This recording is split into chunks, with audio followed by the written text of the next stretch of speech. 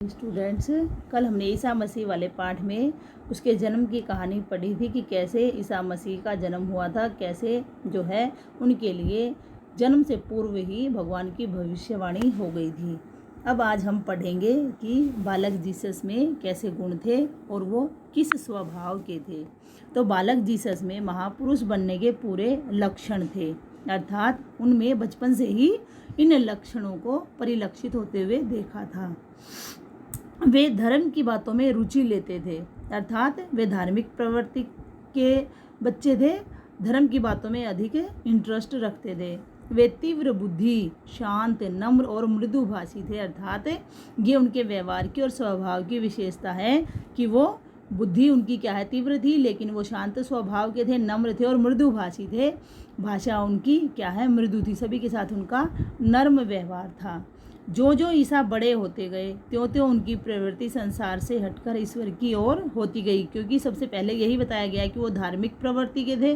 तो जैसे जैसे वो बड़े होते गए सांसारिक चीज़ों से हटकर वो ईश्वर की ओर उन्मुख होते गए। उनका सांसारिक चीज़ों में कोई भी जो है रुझान नहीं रहा, रुचि नहीं रही, और वो ईश्वर की ओर जुड़ते चले गए, अर्थात ज्ञान प्राप्ति के लिए उनकी इच्छा जागृत होती रही। 30 वर्ष की अवस्था में उन्होंने घर त्याग दिया। जब वो 30 वर्ष के हुए तो उन्होंने अपना घर छोड़ दिया था, अर्थात संसार को त्यागने का विचार कर लिया था। घर को छोड़ने का मतलब है कि उन्होंने सांसारिक जो है मोह माया को त्याग दिया था। उन्होंने जॉर्डन नदी के किनारे के जंगल में रहने वाले जॉन नामक महात्मा से दीक्षा ली। जब उन्होंने अपने घर को त्याग दिया था तो वो जॉर्डन नदी के किनारे एक महात्मा थे जॉन, और दूसरा नाम था उनका यूहन्ना, उनके पास गए थे और उन्होंने उनको दीक्षा दी थी, अर्थात शिष्य बनाकर उनको शिक्षा दीक्षा का कार्य सौंपा गया था। जॉन सादा जीवन बिताने वाले महापुरुष थे, जो उनके गुरु थे, जिससे उन्होंने जो है दीक्षा ली थी, वो भी बिल्कुल सादा जीवन व्यतीत करने वाले एक महापुरुष या महात्मा थे। अब क्या है कि जॉन ने उनसे दीक्षा प्राप्त कर ईसा ने 40 दिन तक जंगल में रहकर उपवास किया। जब उन्होंने दीक्षा ग्रहण कर ली तो उसके बाद वो जंगल गए और वहाँ पर उपवास अर्थात भूखे प्यासे रहकर व्रत करके उन्होंने जो है अपनी दीक्षा करने के बाद उपवास में लगातार ईश्वर की प्रार्थना में या उनको प्राप्त करने के लिए, ज्ञान प्राप्ति के लिए वो 40 दिन तक लगातार भूखे प्यासे लगे रहे और निरंतर ध्यान में लगे रहे, जिसके फलस्वरूप ही उन्हें ज्ञान की प्राप्ति हुई।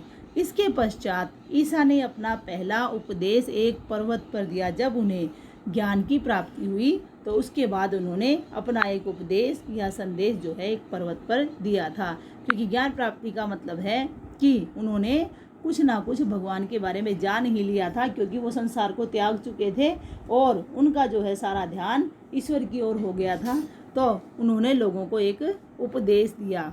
अब उपदेश में उन्होंने क्या कहा था, यह सुनिए।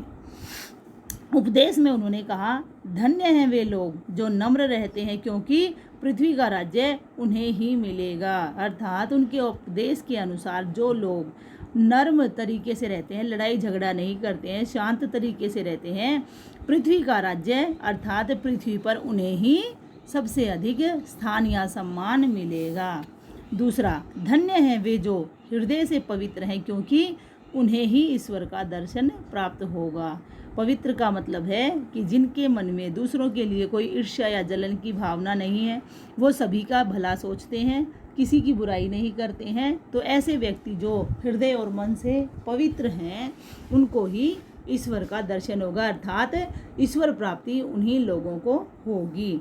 तीसरा, धन्य हैं वे जो शांति स्थापित करते हैं, उन्हें ईश्वर का पुत्र कहा जाएगा। इस संसार पर हम सभी भगवान की इच्छा से ही जन्म लेते हैं, अर्थात हमें जो ये जीवन भगवान की इच्छा से ही प्राप्त होता है। तो ईसा मसीह के अनुसार जो लोग इस संसार में आकर शांति स्थापित करने की सोचते हैं, लोगों में लड़ाई झगड़ा ना करवा कर और हमेशा ही शांत रहने का और शांति बनाए रखने का प्रयास करते हैं, ऐसे लोगों के लिए उन्होंने कहा कि उन्हें ईश्वर का पुत्र कहा जाएगा, क्योंकि वो संसार में शांति स्थापित करने का कार्य करते हैं।